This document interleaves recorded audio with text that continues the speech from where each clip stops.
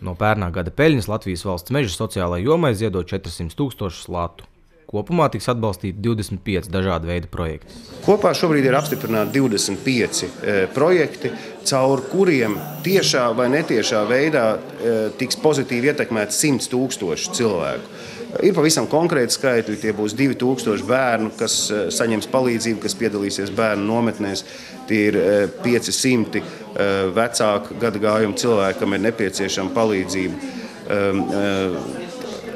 Šo pozitīvo efektu jutīs apmēram 70 000 invalīdu ģimenes tiešākā vai netiešākā veidā. Tad tie ir, mūsuprāt, gana lieli skaitļi. Un tas arī rāda, ka šāds veids, kādā veidā piešķirt līdzekļus caur profesionālām organizācijām, varētu būt, ka viņš sniegs lielāku efektu nekā tajā gadījumā, ja Latvijas valsts meži un uzņēmuma akcionārs paši mēģinātu saprast tieši kurš projekts un tieši kurā reģionā ir vislabākais un visvajadzīgākais. 3 organizācijas ar lielu stāžu sociālā jomā, kas ir Ziedot LV, ko es pārstāvu, Latvijas bērnu fonds un Latvijas samariešu apvienība, tika uzaicināti kā partneri gan šī ziedojuma apsaimniekošanā, gan sadalīšanām citām labdarības organizācijām. Katra sadarbības organizācija gūst iespēju palīdzēt cilvēkiem, kam palīdzība patiešām nepieciešama. Apērons varēs turpināt nodrošināt auklīšu pakalpojumus vecākiem, kam ir bērni ar smagu invaliditāti. Kopumā bija lūgumi par vairāk kā 1,1 miljonu latu sociālajai jomai,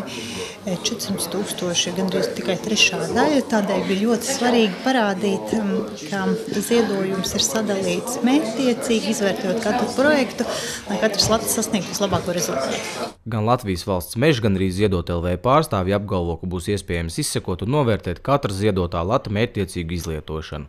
Lai vai kā, joprojām ir diskusijas par to, vai valsts uzņēmumiem vajadzētu nodarboties ar labdarību. Tomēr valstī ir valsts funkcijas, un es uzskatu, ka valsts monopolu uzņēmumiem varbūt nevajadzētu nodarboties ar ziedošanu.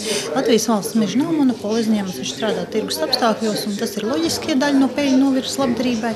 Es uzskatu, ka tam jābūt ļoti caurspīdīgam procesam, sabiedrībai saprotamam, jo sabiedrība tomēr pastarpināti ir īpašnieks šim.